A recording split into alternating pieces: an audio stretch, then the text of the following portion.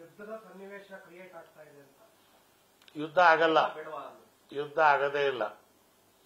ನೀವು ಬರ್ದಿಟ್ಕೊಳ್ಳಿ, ಸನ್ನಿವೇಶ ಏನಾದರೂ ಕ್ರಿಯೇಟ್ ಆಗ್ಬೋದು.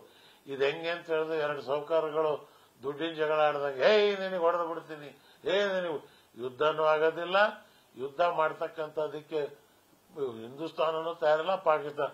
ಹಾಗಾದ್ರೆ ಎರಡೂ ದೇಶಗಳಿಗೆ ನಷ್ಟವಾಗತ್ತೆ, ಎರಡೂ ದೇಶಕ್ಕೆ ನಷ್ಟ ಆಗತ್ತೆ.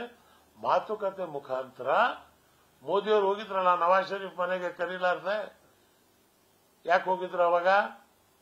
ಮನಮೋಹನ್ ಸಿಂಗ್ ಏನಾದ್ರು ಹೋಗಿದ್ರಾ? ಇಲ್ವಲ್ಲ. ಅವಾಗ ನೀವು ಹೋದಾಗ ಏನ್ ಮಾತಾಡಿದ್ರಿ? ಮದುವೆ ಹೋಗಿ ನೀವು ಔತಣ ಸ್ವೀಕಾರ ಮಾಡ್ಕೊಂಡು ಬಂದ್ರಲ್ಲ, ಅದ್ರ ಬಗ್ಗೆ ನಾವೇನಾದ್ರೂ ಚರ್ಚೆ ಮಾಡಿದೀವ? ಇಲ್ಲ.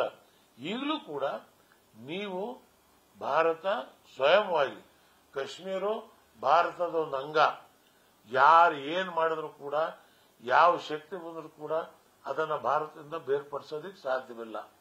ಆದ್ರಿಂದ ಇದನ್ನ ಸೌಹಾರ್ದಯುತವಾಗಿ ಬಗೆಹರಿಸಿಕೊಳ್ತಕ್ಕಂಥದ್ದು ಉತ್ತಮ. ನಮ್ಮ ಸೈನಿಕರು ಗಡಿಯನ್ನು ಕಾಯ್ತಾ ಇದ್ದಾರೆ.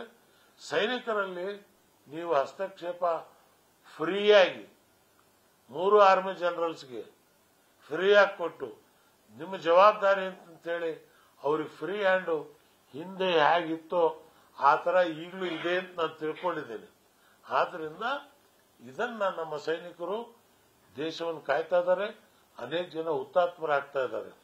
ಇದಕ್ಕೆ ಇವತ್ತಿನ ದಿವಸ ನಾವು ಪೂರ್ಣವಾಗಿ ಆ ಸೈನ್ಯದ ಜೊತೆಗೆ ನಾವು ಇದ್ದೀವಿ. ನಮ್ಮ ದೇಶದ ಮಿಲಿಟರಿ ಏನಿದೆ ಅದು ಶಕ್ತಿತ್ವವಾದಂತದ್ದು. ಜಗತ್ತಿನಲ್ಲೇ ಒಂದು ದೊಡ್ಡ ಮಿಲಿಟರಿ ನಮ್ಮದು.